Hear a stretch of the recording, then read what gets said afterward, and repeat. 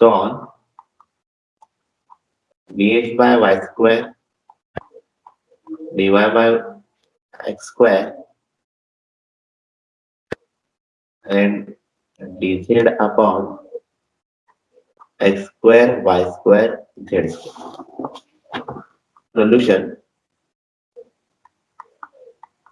We have to solve this symmetrical simultaneous differential equation. So for solving this, I can consider this first two ratio because our first solution tells us that method of combination or grouping उसपे क्या बताता है in first group ऐसा group चाहिए जहाँ पे वो x और y इन्वॉल्व हो और ये जो आपका z है this z must be absent or can be cancelled. So if I consider this first two ratio, it is purely in terms of x and y. Okay, so consider dx upon y square dy upon x square, where z is completely absent. It is only in terms of x and y. So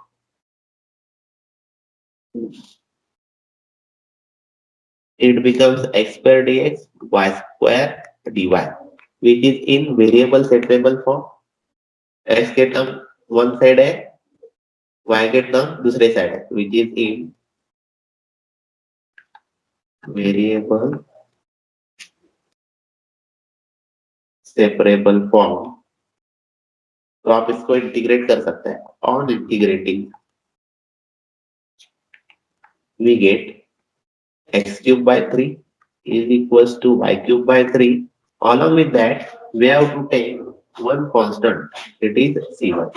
तो मैं क्या करता हूँ, ये 3 को balance करने के लिए मैं कांस्टेंट c1 अपॉन 3 लेता हूँ ताकि 3 कैंसिल हो जाता है और हमें सोल्यूशन मिलता है x cube minus y cube is equals to 3. This is our first solution. For next solution we have to consider another ratio.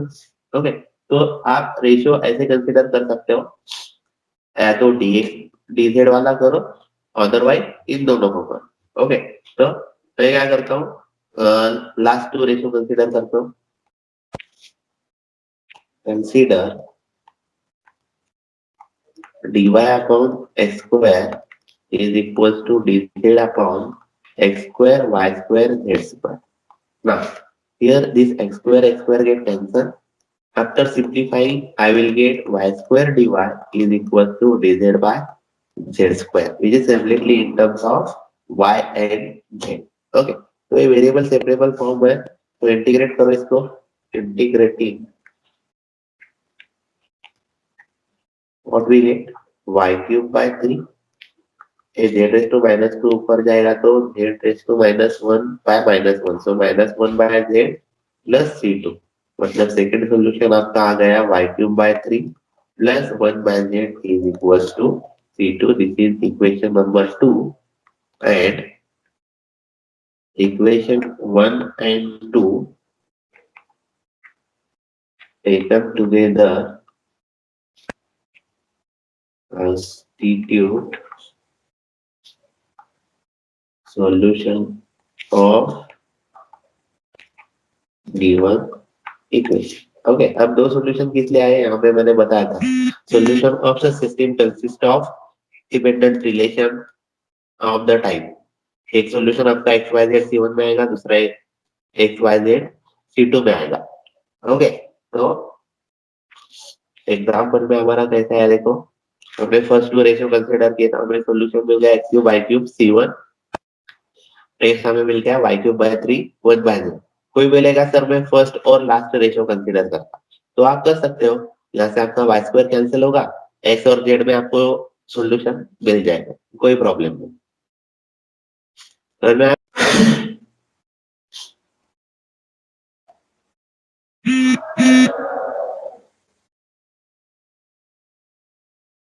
Example solve dx by y square dy by minus xy dz by x into z minus 2y. Solution. If I observe given example, First two terms are in terms of only x and y, and z is absent in first two terms. So consider first two ratio dx upon y square is equals to dy upon minus x1. So one y get cancelled. We get minus x dx is equals to y dy. Variable separable form में integrate करो इसको. On integrating we get minus x square by 2 is equals to y square by 2 plus c1 by 2. So 2 get cancel. हमें solution मिलेगा y square plus x square is equals to minus c1 by 2. और इसको आप round figure c1 dash भी लिख सकते हो क्योंकि वो आर्बिट्ररी है. तो वो उसमें एडजस्ट हो जाता है कांस्टेंट और साइन. तो ये आपका c1 डैश. ये हो गया फर्स्ट सॉल्यूशन. सेकेंड सॉल्यूशन के लिए कंसीडर सेकेंड एंड थर्ड. अब मैं सेकेंड एंड थर्ड क्यों ले रहा हूँ? क्योंकि यहाँ पे x x कैंसिल हो जाता है और पूरा इक्वेशन हमें y और z में मिल जाता है. इसलिए हम क्या करेंगे? Consider dy by minus xy is equals to dz divided by x into z minus 2. तो यहाँ पे x x कैंसिल होगा. सिंप्लीफाई करते देखते हैं क्या मिलता है हमें. z minus 2y into dy is equals to minus y dz. अब z dy ये माइनस y इधर आएगा तो plus y dz minus 2y dy is equals to 0. अब ये देखोगे ना तो ये टर्म क्या है? Differentiation of z into y minus 2y dy is equals to 0. Okay. z into y क्यों into v रूल लगाओगे आप? तो z into derivative of y यहाँ पे प्रेजेंट है plus y into derivative of z यहाँ पे प्रेजेंट है. इसलिए मैंने इन दोनों टर्म की जगह क्या लिखा है? नीचे वाला d of z into y. Okay. अब इसको इंटीग्रेट करोगे और इंटीग्रेटिंग तो आपको मिल जाएगा z y minus 2y square by 2 is equals to c2. 2 get cancelled. zy minus y square is equals to c2. Equation number 2. So equation 1 and 2 together represent solution. Hence, equation 1 and 2 together constitute solution. ठीक है. समझ में आ रहा है? दूसरे type का example. Yes sir. थोड़ा ही लेता हूँ. थर्ड टाइप का थोड़ा अलग है.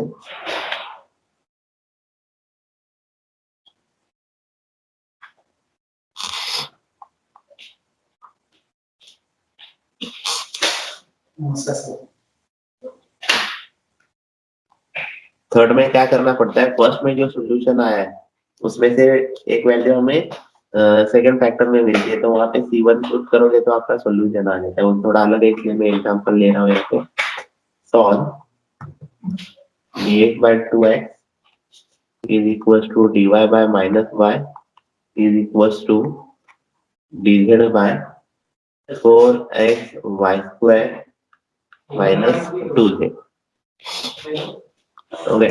तो इसको पहले करते हैं हम सॉल्यूशन. कंसीडर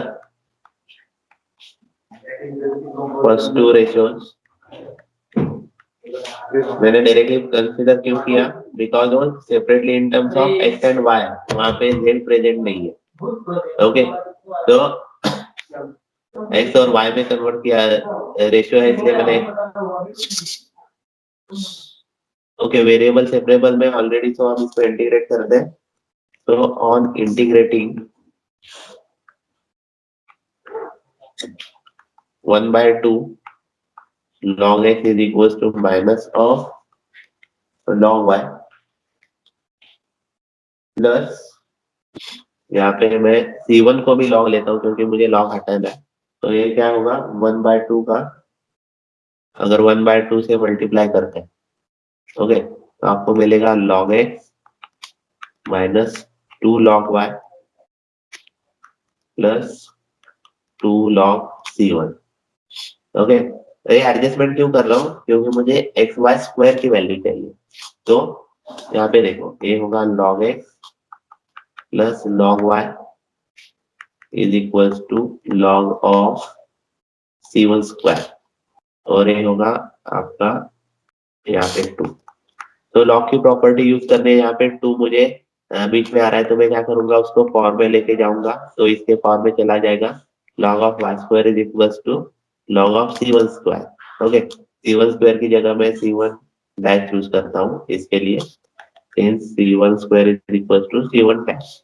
अब log x plus log y square मुझे क्या रहेगा, log of x y square, property of log, ये log ऑफ C1 डैश, दोनों तरफ का log चला जाएगा, एक्स वाई स्क्वायर की वैल्यू मिल जाएगी C1 डैश। अब इतना मैंने क्यों किया, अभी आपको पता चलेगा। अब मुझे क्या करना है, सेकंड सॉल्यूशन निकालना।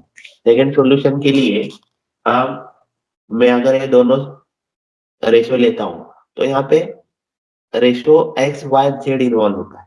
ओके, तो मैं ये नहीं ले सकता, इसलिए अगर मैं फर्स्ट एंड लास्ट रेशियो ले, तो यहाँ पे क्या होगा, यहाँ पे भी एक्स वाई जेड इन्वॉल्व होगा, लेकिन मेरे पास क्या है, एक्स वाई स्क्वायर की वैल्यू C1 डैश है।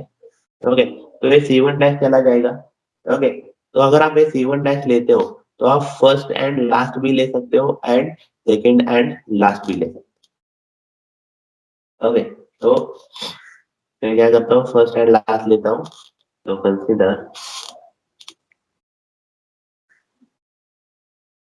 Consider first and last terms. First and last term लेंगे तो क्या है, यहाँ पे लिखता हूँ मैं dx/2x dz by 4xy square minus 2z। अब यहाँ पे क्या लिखता हूँ मैं, using solution 1 we remove y from this equation। Okay, तो देखो कैसे रिमूव होता है वो, this is dz 4, this x y square की जगह मैं क्या लिखता हूँ, कांस्टेंट वैल्यू C1 डैश, क्योंकि वो हमने इक्वेशन 1 में निकाली है ऑलरेडी। ओके, ऐसे ही नहीं रखने वाला हूँ मैं, वो वैल्यू हमने इक्वेशन 1 में निकाली है, इसलिए रख रहा हूँ, and this is minus 2z। अब मुझे इक्वेशन किस में मिला है, x एंड z में, तो मैं इसको इंटीग्रेट कर सकता हूँ। सो dx अपॉन 2x माइनस dz upon 4C1 dash minus 2z is equals to 0। अब माइनस 2z है क्या वहां पे,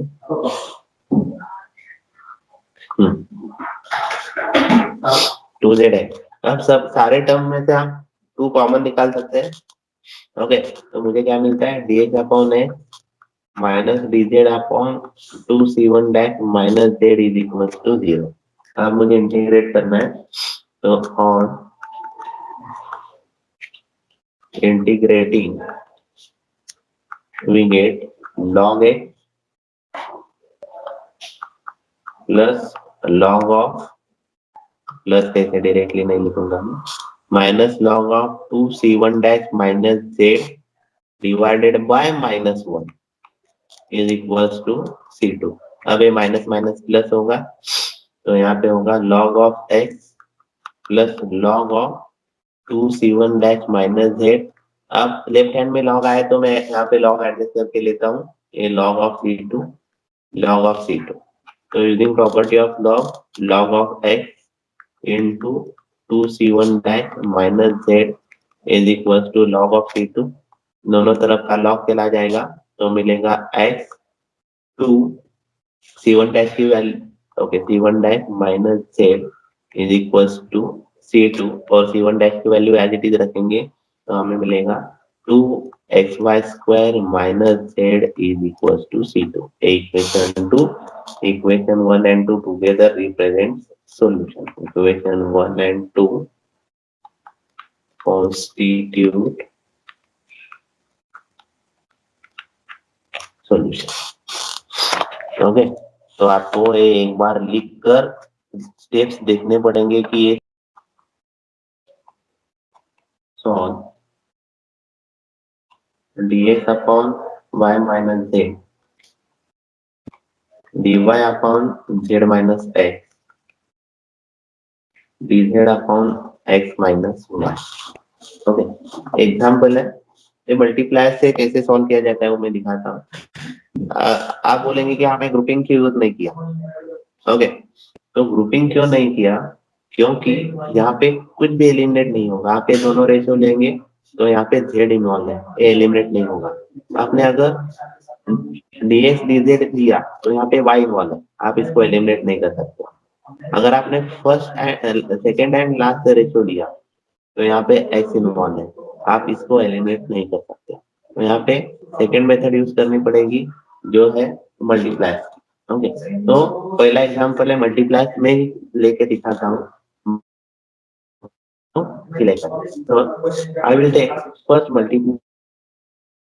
मल्टीप्लायर 1,1,1। अब 1,1,1 क्यों दिया मैंने, ये देखो क्यों दिया। dx plus dy plus dz divided bye, इसको 1 से मल्टीप्लाई करना है, इसको 1 से करना है, इसको 1 से करना है, न्यूमरेटर डिनोमिनेटर में, और इनकी एडिशन लेंगे। तो क्या आता है देखो, y minus z, z minus x, x minus y, और ये होगा dx plus dy plus dz divided by, z z cancel होगा, वाई वाई कैंसिल होगा, एक्स एक्स। इसकी वैल्यू इंफिनिटी नहीं आती है। जब आपका डिनोमिनेटर 0 आता है, आपको न्यूमरेटर लेके उसको इंटीग्रेट करना है और सॉल्व करना है। तो dx plus dy plus dz is equal to 0 and on integrating we get x plus y plus z is equal to c1. This is first solution, and second solution I will take second multiplier x comma y comma z। Okay, x y z क्यों लिया आपको अभी पता चलेगा। First fraction को dx से multiply करना है, सेकेंड को y से करना है,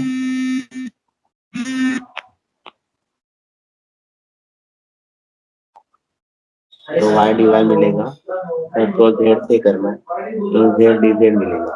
हाँ, डिनोमिनेटर में क्या होगा देखो, फर्स्ट आपका है y माइनस z, उसको x से मल्टीप्लाई करो, आपको मिलेगा x y minus x z plus, second fraction को y से मल्टीप्लाई करना है तो आपको मिलेगा y z minus y x, और थर्ड को हमें मल्टीप्लाई करना है z से, तो हमें मिलेगा x z minus y z. अब देखो यहाँ पे क्या होगा, x y plus x y minus x y cut जाएगा, plus y z minus y z cut जाएगा, minus x z plus x z cut जाएगा। तो ये क्या होगा, x d x y d y z d z divided by 0। तो अगर denominator 0 आ रहा है तो हमें न्यूमरेटर लेना है x d x y d y plus z d z equals to 0, और इसको इंटीग्रेट करना है। On integrating we get x square by 2 y square by 2 z square by 2 is equals to c2। Equation 2 हो गया, and equation 1 and 2 constitute solution of given set of equation। ठीक है।